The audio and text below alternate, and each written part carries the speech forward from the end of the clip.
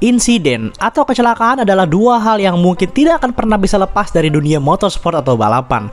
Baik itu balapan motor maupun balapan mobil. Apapun balapannya pasti akan ada selalu resiko kecelakaan atau tabrakan. Karena di balapan semua itu melaju sangat kencang dan juga beradu siapa yang menjadi paling cepat dan juga nomor satu. Tak terkecuali Formula One, yang dimana menjadi balapan mobil atau balapan terkencang di dunia secara overall. Mereka bisa melaju lebih dari 360 km per jam di lurusan dan melaju 250 km per jam saat menikung. 250 km per jam saat menikung, lo cuy, gila anjir. Gak heran kecekatan pembalap sangat dibutuhkan di sini. Tapi sejago-jagonya pembalap, kadang mah apes atau kesalahannya ada aja gitu. Dan di sini gue akan merangkum 6 kecelakaan terparah di Formula One versi gue. Dengan catatan semua di list gue ini pembalapnya selamat semua. Filipe Alliot. Nama Filipe Alliot mungkin gak banyak orang tahu di era Formula One masa kini. Tapi di era 80-an akhir hingga 90-an awal pasti tahu siapa dia. Pembalap yang lumayan papan tengah, yang lumayan kencang ini di eranya, yang pernah balapan dengan beberapa tim di Formula One. Jadi, pada tahun 1988 di Mexican Grand Prix, sesi free practice atau sesi latihan sebelum kualifikasi, Filipe sedang latihan seperti biasa, muter-muter sirkuitnya, ngetes setup, ngetes ban, ngetes bensin, ngetes mobilnya, sampai menuju backstretch panjang di tikungan kanan. Dia nggak asal aja ngeinjek curb yang bikin mobilnya hilang kendali dan langsung muter ke arah tembok. Loh bang, bukan nginjek curb itu hal yang biasa ya kalau balapan? Masalahnya gini, tahun 60 sampai 90-an itu curbnya gede-gede banget bos, buset. Tingginya itu lumayan bisa kayak bikin pinggang sakit kayak kena polusi tidur gitu loh.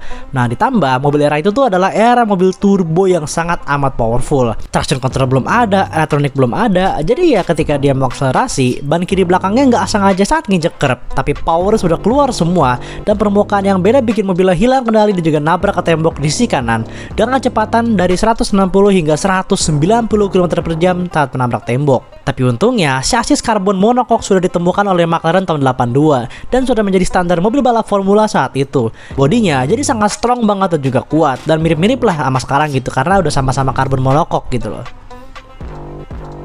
Romain Grosjean.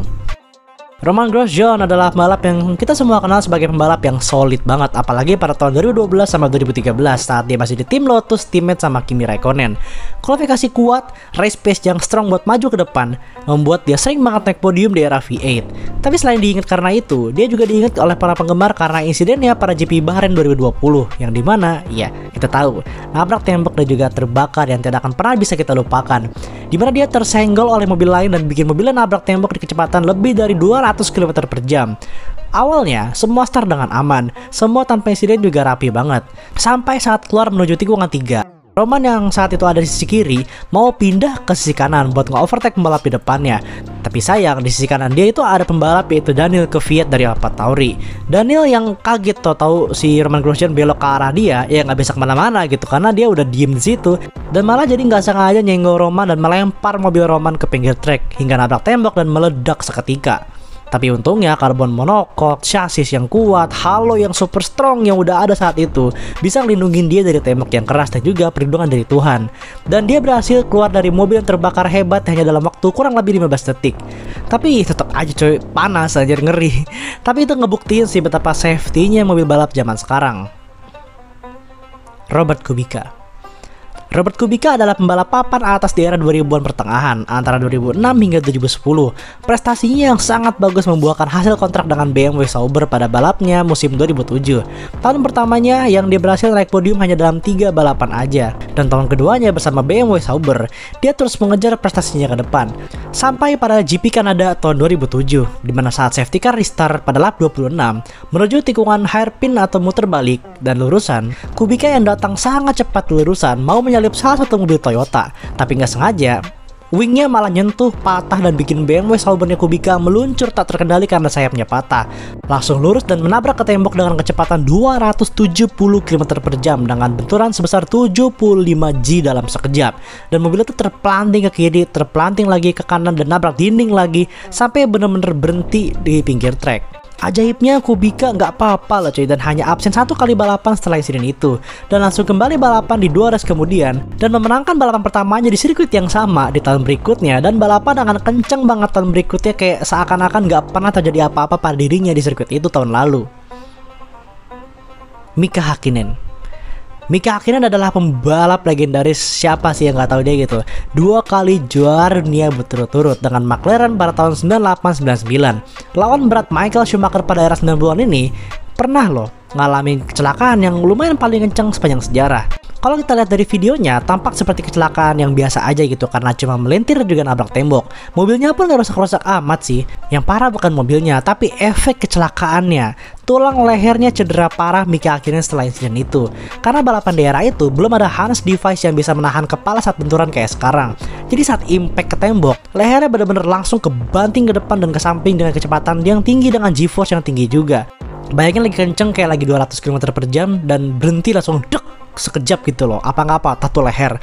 Meskipun sempat ada isu-isu pensiun karena ya Mika Hakkinen cederanya parah banget gitu di leher, tapi untungnya lehernya masih bisa sembuh dan dia kembali balapan dan bahkan lebih kencang daripada tahun-tahun sebelumnya dia kecelakaan dan langsung menyabet 2 gelar juara dunia tahun 98 sama tahun 99. Rubens Barrichello mirip kayak Mika Hakkinen tadi efeknya, dan cedera di leher juga sama. Rubens Barrichello juga pernah crash yang mirip kayak Mika Hakkinen dengan speed dan G-force yang lebih tinggi bahkan dari Mika Hakkinen di weekend yang paling gelap sepanjang sejarah Formula One, yaitu Imola 1994.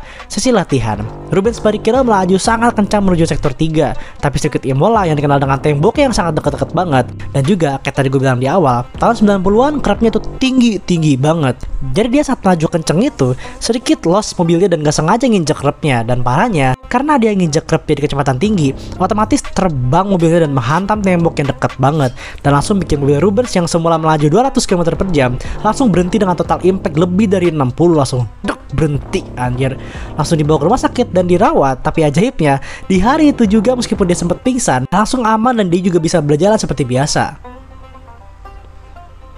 Hans Hermann. Pembalap ini mungkin belum pernah kalian dengar ya, tapi dia juga salah satu pembalap terkencang di eranya. Era kapan bang? Era 50-an. Balapan tahun 1950-an seperti kita tahu, mobilnya bener-bener nggak safety. Seatbelt nggak ada, kokpitnya terbuka, helmnya helm proyek, tapi speednya kencengnya gila-gilaan, mirip kayak sekarang bakal tas speed lurusannya. Tapi setelah lihat crashnya Hans Hermann, mungkin kita berpikir lagi kalau mungkin seatbelt di era itu bukanlah hal yang bagus.